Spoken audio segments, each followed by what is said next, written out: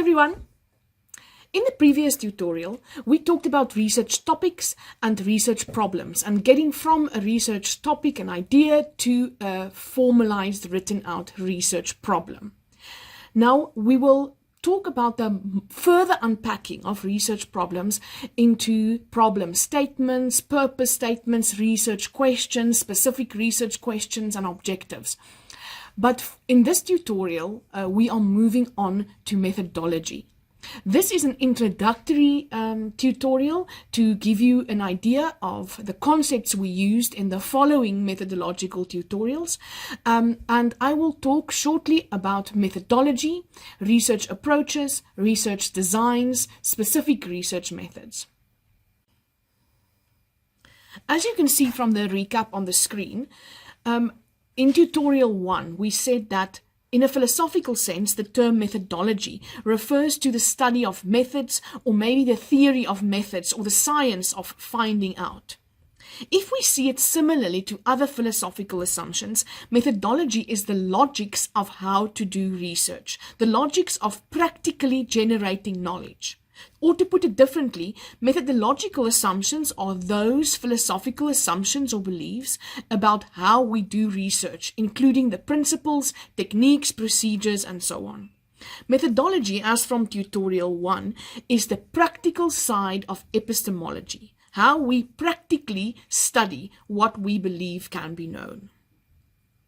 Now, more specific for today, the term methodology is used in many different ways in academic writing, and you will see methodology used interchangeably with, for instance, research methods. But for our purposes, methodology is the higher term, the one that refers to the whole story of methods, the whole journey of executing research. But when you spot the word method, methodology, and others, you should keep in mind that people use them differently.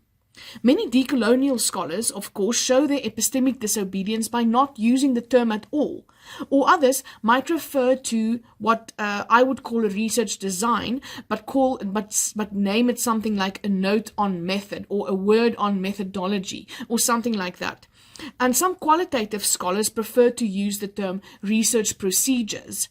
And you'll see many variations as you read methodology, methodological framework, research approach, research strategy, and so on. But I see the following methodological details as part of what I consider to be methodology: the research approach, the research design, the specific research methods, and all the details about the execution of a research project.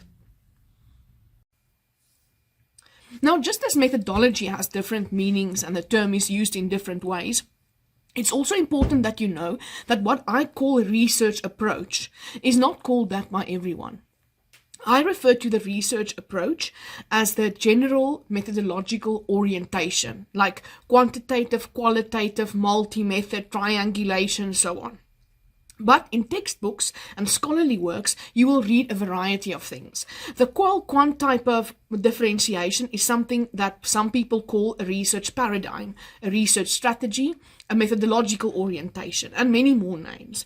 It's also called a research design in some cases, because as you will see as the tutorials progress, sometimes the research design and the research approach are kind of one thing, or that a specific research design implies a definite specific research orientation, so it's not necessary to separate them. But when it comes to the word approach, we also see it used in many different ways. It's understandable because approach is basically a word that means in everyday language a way of dealing with things. So we could apply it to many things that need to be dealt with. Sometimes the term is used in a more general research sense, so not a methodological sense. So you can get, for instance, a critical approach or a decolonial approach. We also talk about a theoretical approach or a philosophical approach and many other approaches. We also use the term approach when we refer to our approach to reasoning and the relationship between theory and research, like inductive approach and deductive approach. But in this specific context, I talk about the approach as in the methodological sense specifically. In a traditional Euro-Western sense of thinking about methodology, there is the qualitative versus quantitative approaches as the two big ones, and then there is like a number of multi-method ways, multi-method, multimodal, mixed methods, and so on. And then there's also some approaches that are in between the two, and some approaches that we can say are beyond them. Now in tutorial 5, we talk more about research approaches, and in tutorial 6, more about research design. In short, I think the easiest way for me to understand it is to think of research approach as the strategy and research design as the implementation plan for that strategy. Let's talk about research design a little bit next. So as I say, when I refer to research design, I refer to the plan for implementing or executing the research according to what is prescribed by the general approach or the general orientation. Research designs, in this sense, it's mostly a thing of planning. A plan for how research is going to be conducted. The who, the where, the when, and that type of planning. Now in tutorial 6 and 7, we will talk a lot more about research design, but for now just the basics so that you can get a general sense of what's going on. Research design, it can be more complex and more simple. Sometimes a project like an interdisciplinary work or a work with a big scope has more complicated design. But it's not necessarily so that a complex design makes a good design. Sometimes a simple design is the best thing you can do. Some designs are also flexible while others are rigid and planned ahead of time and followed by the letter, where the flexible ones will change as the research is carried out. You can also sort research designs by type depending on whether your research is empirical or not, and by what kinds of data you are using, the nature of that data, and many other details. Some research designs are like blueprints or recipes. There are specific designs with specific names, like a case study design or an online ethnographic design and so on. Others are actually just a systematic discussion of the process and the methods without a name given for the design specifically. Conventionally, a research design is first discussed in general, and then it's followed by a discussion of the different specific research methods that form part of the design in detail to give proper body to your research design. When I say specific research methods, or just research methods, I'm talking about the different means of collecting data. Some people will call this data collection methods, but I prefer research methods.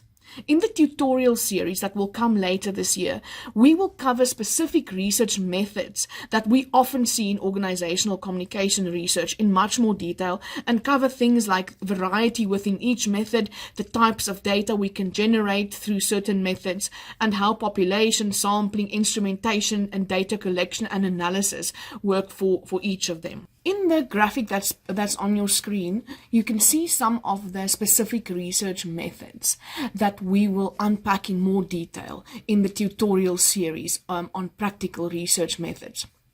But this introduction is short and sweet, and it's over now, because in the next tutorial we will be delving deeper into research approaches.